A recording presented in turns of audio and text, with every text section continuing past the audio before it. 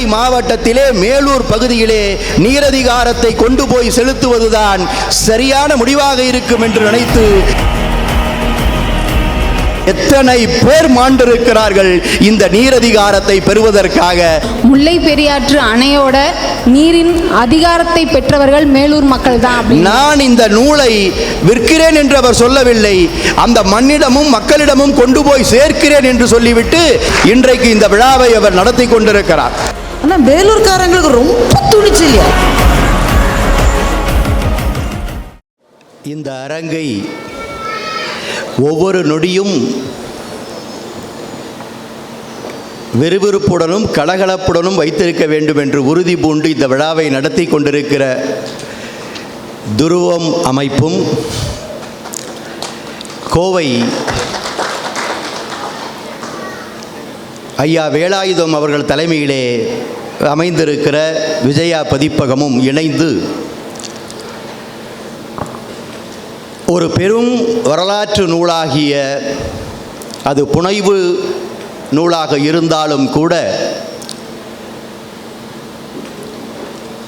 தமிழ் மண்ணிலே நிகழ்த்தி காட்டப்பட்ட ஒரு சிறந்த வரலாற்று சாதனையை கருவாக கொண்டு எழுதப்பெற்ற வரலாற்று நூலை ஒரு காவியமாக வடித்து நீரதிகாரம் என்கிற பெயரிலே தந்திட்ட எழுத்தாளர் அம்மையார் ஆ. வெண்ணிலா அவர்களுடைய நீரதிகாரம் நூலை பற்றிய சில பார்வைகள், சில பகிர்வுகள் என்ற தலைப்பிலே அமைக்கப்பெற்றிருக்கிற இந்த விழாவிலே கலந்து கொண்டு வாழ்த்துறை வழங்க இருக்கிற மேனாள் இந்திய ஆட்சித்துறை அதிகாரி திரு அன்பு சகோதரர் திரு ராஜேந்திரன் அவர்களே, இங்கே இந்த நூலை பற்றிய ஒரு சிறந்த விமர்சன உரையை உங்களுக்கு வழங்க இருக்கின்ற தமிழகத்தின் தலை சிறந்த பேச்சாளர்களில் ஒருவராக இருக்கிற அன்பு சகோதரி அம்மையார் பாரதி பாஸ்கர் அவர்களே,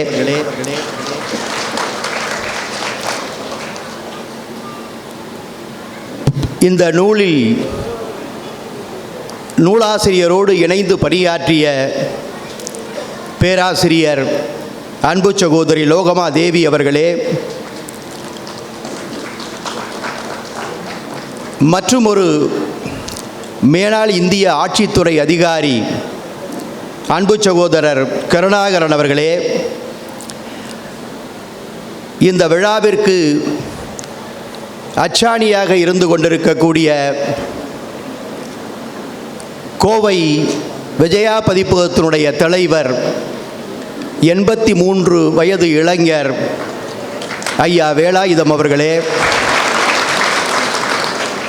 இந்த நிகழ்வை நான் குறிப்பிட்டு சொன்னது போல துடிப்போடு நடத்தி கொண்டிருக்கக்கூடிய துருவம் அமைப்பைச் சேர்ந்த அன்பு தம்பி துருவம் முரளி அவர்களே, அவருடைய துணைவியார் துருவம் பிரீத்தி முரளி அவர்களே, இன்னும் இந்த அரங்கம் முழுக்க நிறைந்திருக்கக்கூடிய பல்துறையைச் சேர்ந்த பெரியவர்களே, மூத்த வழக்கறிஞர்கள் வந்திருக்கிறார்கள், மருத்துவர்கள் வந்திருக்கிறார்கள், பல்துறையை சார்ந்த பெரியவர்கள் வந்திருக்கிறார்கள், அன்பு சகோதரிகள் வந்திருக்கிறார்கள், விவசாய பெருங்குடி மக்கள் வந்திருக்கிறார்கள், இலக்கிய அன்பர்கள் வந்திருக்கிறார்கள் என்று துருவம் அமைப்பினுடைய உறுப்பினர்கள், தன்னார்வலர்கள் என்று ஒரு மாநாடு போன்ற ஒரு பெரும் கூட்டமாக இங்கே வந்து அமர்ந்திருக்கக்கூடிய உங்கள் அத்துணை பேரையும் வணங்கி மகிழ்கிறேன்.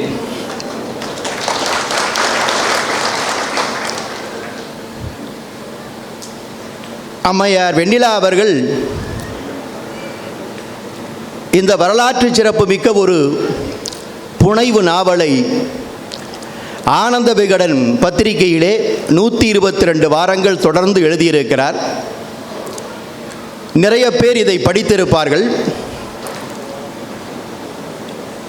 அந்த நாவல், அந்த தொடர் வெளியான அந்த ஏறத்தாழ ஒரு 2.5 ஆண்டு காலத்தில் வாராவாரம் படிக்கின்ற வாய்ப்பை பெற்றதனால் பெரும்பாலான ஆனந்த விகடன் வாசகர்கள் இதை படித்திருப்பார்கள்.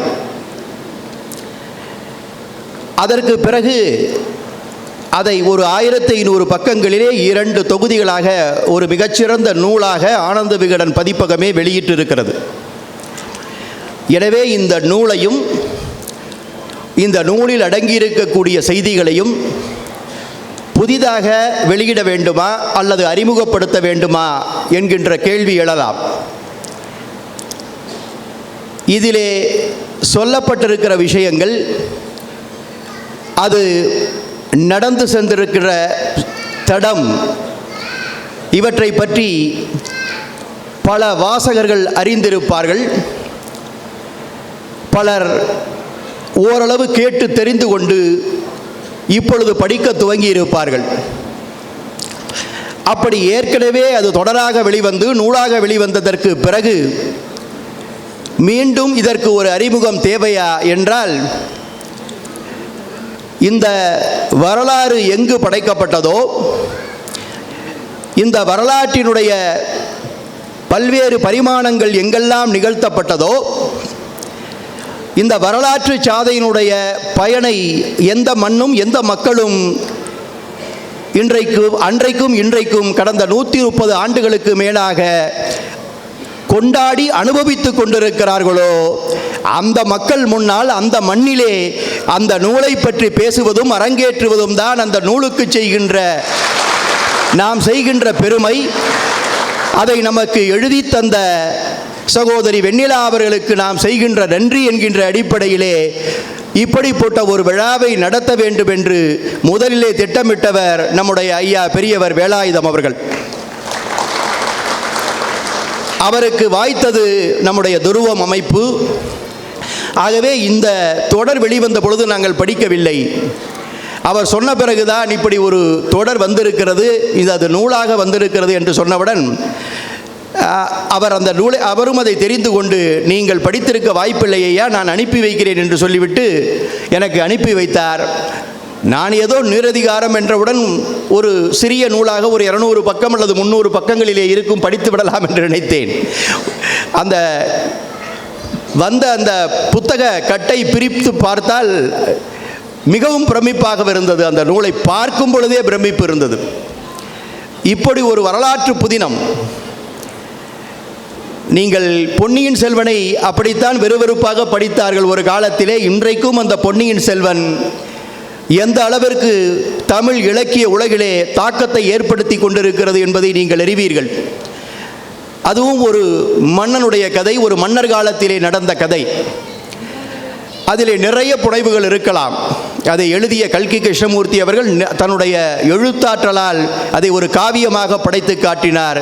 இன்றைக்கும் அதை வெறுவெறுப்பாக விற்பனையாகிறது, படிக்கிறார்கள். ஆனால் நீரதிகாரம் நூலிலே வெண்ணிலா அவர்கள் எடுத்துக்கொண்டிருக்கிற அந்த கரு என்பது ஏதோ புனைவை மாத்திரம் வைத்துவிட்டு அவர் எழுதிவிட்டு போக முடியாது. அதற்காக அவர் எவ்வளவு பிரயத்தனப்பட்டார் என்கின்ற விஷயத்தை நான் உன்னுடைய பின்பகுதியிலே சொல்கிறேன். நான் அறிந்தவரை இந்த விழாவை நடத்துவதற்கு ஏற்பாடு செய்த ஐயா பெரியவர் வேலாயுதம் அவர்களை பற்றி இந்த ஊர்க்காரர் அவர். அதனால் நீங்கள் பலர் அறிந்திருப்பீர்கள், அறியாதவர்களும் இந்த மன்றத்திலே இருக்கலாம். 83 வயது அவருக்கு. இப்பொழுது கூட கேட்டேன், 80 தாண்டியது என்று தெரியும், சரியாக சொல்லுங்கள் எத்தனை வயது என்று சொன்னேன். 83 வயது ஐயா என்றார். சற்று ஆச்சரியமாக பார்த்தேன். ஏன் அப்படி பார்க்கிறீர்கள்? நீங்கள் 83 என்று என்னை நினைத்து கொள்ள வேண்டாம், அப்படியே திருப்பி போட்டுக் கொள்ளுங்கள், 38 என்று வைத்துக் கொள்ளுங்கள் என்று அவரே சொன்னார். இப்பொழுது இந்த நாற்காலிகளை எல்லாம் நகர்த்தி அங்கே வைக்க வேண்டும் என்று சொன்னவுடன் நாங்கள் எல்லாம் ஓரமாக ஒதுங்கி நின்றோம். அவர் உடனே ஒரு நாற்காலியை தூக்க முயற்சித்தார். ஐயா, உங்களுக்கு அந்த வேலை வேண்டாம் என்று சொன்னேன். இப்படி ஒரு பதிப்பாளரை, ஏனென்று கேட்டால் பதிப்பாளர்கள் என்பவர்கள் ஒரு நூல் வந்தது என்று சொன்னால் அதை படிப்பதற்காக ஆட்களை வைத்திருப்பார்கள்.